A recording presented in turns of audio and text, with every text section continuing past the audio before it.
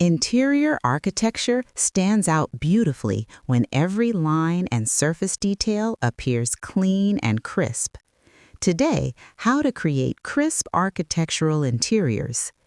Open Photoshop and create a new canvas sized around 4000 by 2800 pixels at 300 dpi. Import your interior photograph and duplicate the layer so the original remains untouched.